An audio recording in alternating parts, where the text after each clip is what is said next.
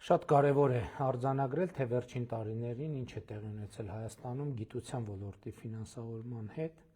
եւ պետք է արձանագրեմ, որ 2025 թվականին 2017 թվականի համեմատ գիտության ոլորտի ֆինանսավորումը աճել է համարյա 3 անգամ, 2.8 անգամ կամ 180%-ով 2017 թվականի 14.3 միլիարդի դիմաց դառնալով 2025 թվականին արդեն փաստացի 42 միլիարդ դրամ։ Ինչի վրա է ծախսվել այս գումարները։ Երկու բանի՝ աշխատավարձերի բարձրացման, ատեստավորման միջոցով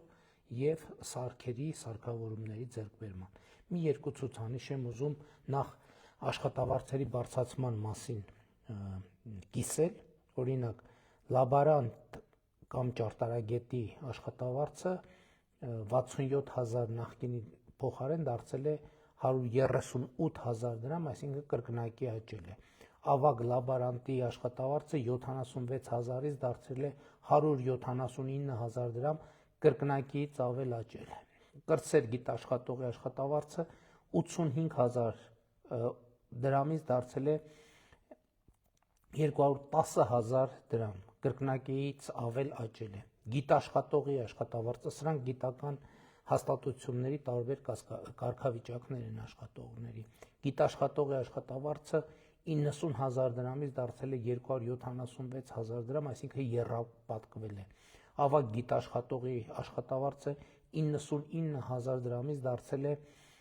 343000 դրամ, այսինքն ավելի քան եռապատկվել է։ Առաջատար գիտաշխատողի աշխատավարձը 114000 դրամից դարձել է 443000 դրամ, համարյա քառապատկվել է։ Գլխավոր գիտաշխատողի աշխատավարձը 138000 դրամից դարձել է 552000 դրամ, քառապատկվել է։ Գիտական խմբի ղեկավարի աշխատավարձը 129000 դրամից դարձել է 410000 դրամ, ավելի քան եռապատկվել է։ Գիտական ստորաբաժանման ղեկավարի աշխատավարձը 141000 դրամից ներողություն դարձել է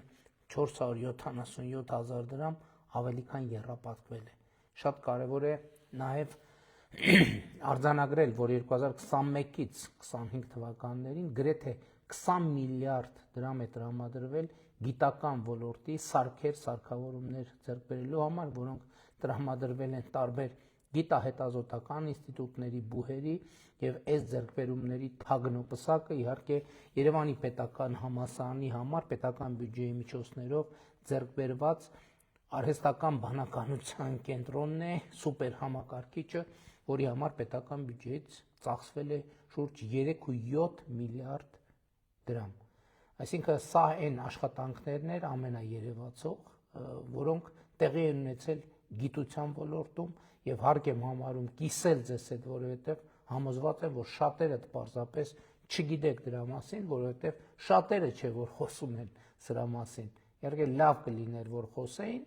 բայց եթե նույնիսկ ուրիշները չխոսեն, մենք անպայման այս տեղեկատվությունը կկիսենք ձեզ հետ, լավ եղեք։